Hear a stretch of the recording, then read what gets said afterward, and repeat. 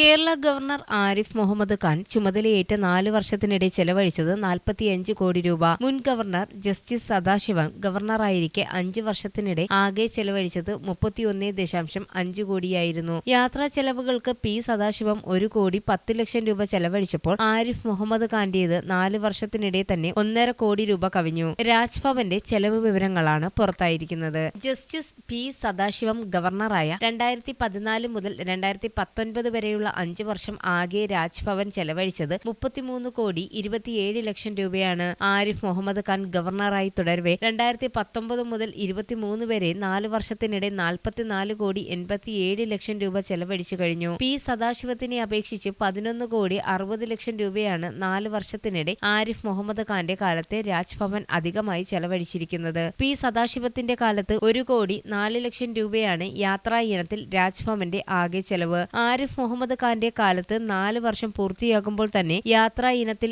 രാജ്ഭവൻ 1 കോടി 60 ലക്ഷം രൂപ ചെലവഴിച്ചു കഴിഞ്ഞു. 4 വർഷത്തിനിടെ തന്നെ 54 ലക്ഷം രൂപയാണ് അധിക ചെലവ് വന്നിരിക്കുന്നത്. ഗവർണർമാരുടെ ധനസഹായത്തിന്റെ ചെലവുകളും വർധനവുണ്ട്. സദാശിവത്തിന്റെ കാലത്ത് ആകെ 19,53,000 രൂപയായിരുന്നു സഹായധനമായി കൊടുത്തത്. ആരിഫ് മുഹമ്മദ് ഖാൻ 4 വർഷത്തിനിടെ തന്നെ 71,99,000 രൂപ കൊടുത്തു കഴിഞ്ഞു. സദാശിവത്തെ അപേക്ഷിച്ച് 50 ലക്ഷത്തിലധികം രൂപയാണ് ഈ ഇനത്തിൽ അധിക ചെലവ് വന്നിരിക്കുന്നത്. ദൂർത്തെന്ന് പറഞ്ഞ സംസ്ഥാന സർക്കാരിനെ ഗവർണർ ആരിഫ് മുഹമ്മദ് ഖാൻ രൂക്ഷമായി വിമർശിക്കുമ്പോഴാണ് രാജ്ഭവനിൽ ഇത്രയേറെ തുകയുടെ അധിക ചെലവുണ്ടായിരിക്കുന്നതെന്ന് ശ്രദ്ധേയമാണ്. News desk press Malayalam. ഈ റിപ്പബ്ലിക് ദിനാഘോഷം മനോഹരമാക്കാം രാജകുമാരി ഗോൾഡ് ആൻഡ് ഡയമണ്ട്സിന്റെ വമ്പൻ ഓഫറുകൾക്കൊപ്പം. ഇന്ത്യയുടെ 75ാം റിപ്പബ്ലിക് ദിനം പ്രമാണിച്ച് 75ലധികം ഗോൾഡ് കോയിനുകൾ സൗജന്യമായി സ്വന്തമാക്കാൻ സുവർണാവസരം. കൂടാതെ സ്വർണം വാങ്ങുമ്പോൾ ഗ്രാമിന് 75 രൂപയുടെ കിഴിവും പഴയ സ്വർണം എക്സ്ചേഞ്ച് ചെയ്യാനുള്ള അവസരവും. രാജകുമാരിയുടെ ഫ്രീഡം സെയിലിന്റെ ഭാഗമായുള്ള ഈ ഓഫർ മാമാങ്കത്തിൽ പങ്കാളികളാവാൻ